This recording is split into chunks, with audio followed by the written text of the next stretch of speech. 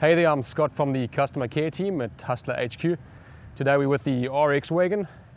Being this time of the season, we're ripping into winter silage, and we'll just run through a few quick maintenance tips.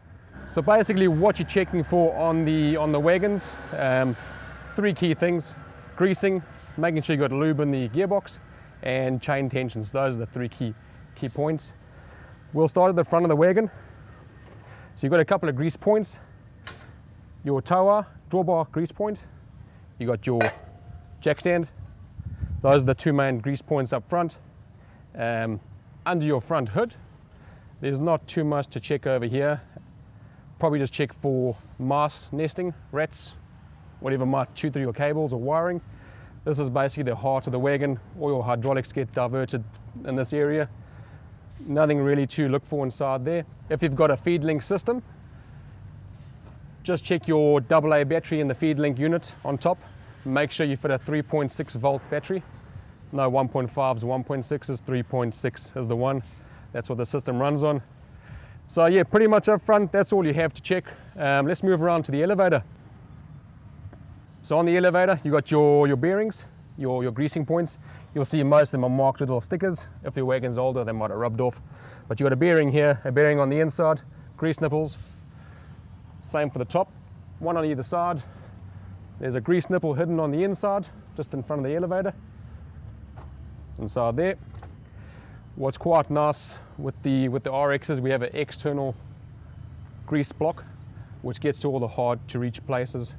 There is a bearing on the inside of the gearbox, and all the axle bits get greased straight from there.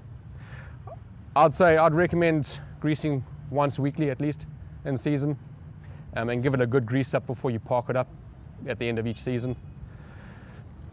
A few other key points to check on the elevators themselves. You have quite a cool Constantina flap system on the side here. There is a small linkage system here. There's two bolts up there.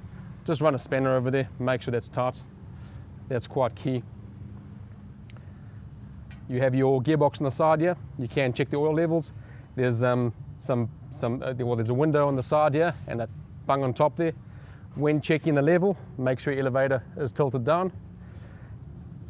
The hydraulic motor needs to be sitting vertical to check your level. That's what you want.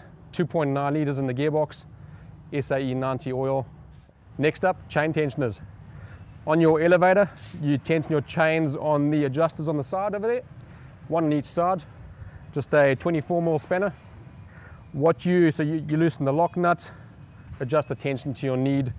Where you check your tension, on the chain, if you follow the chain to the bottom point there, you want no more than 5 mils clearance there. And then you pretty much have a solid tension for your elevator. We'll probably run around to the cross floor tension. So basically for your cross floor, you've got your two bearings on either side. You'll have your greasing points on the bearings once again. On either side, your grease points. You want to crack loose all 4 bolts on the shaft, or on the shaft bearings, and your tensioners sit underneath there. Same thing, 24mm. And as you're adjusting, make sure you have no less than 5 mils gap over there. Just, you can see the sort of lowest point here. But this is quite an important part of your maintenance. The chains do stretch, especially after sort of the first couple of weeks. You want to be checking that. The last thing you want is chains jumping off sprockets, and it just can cause a major mess. So make sure your chains are tensioned, that's key. We'll move on to the axles. Greasing in all the hard to get places is done by the grease block on the other side. But on the hubs, you'll have a grease nipple on each of your hubs. Grease those. You want to do it at least once a week. Not too many pumps of grease, 4 or 5 pumps of grease will keep it going. At the back of the wagon, you have your pusher door. Not much goes wrong with these. We actually have no issues whatsoever with these at this stage, which is awesome. One thing, as you can see, there's normally a big white cover over here that's been removed, but there are these nylon bushes. We haven't had to replace those. If you're going to have to replace them, you'll see the door will get quite a bit of movement. That's really something your dealer should be doing anyway, so ring your dealer if you have issues there.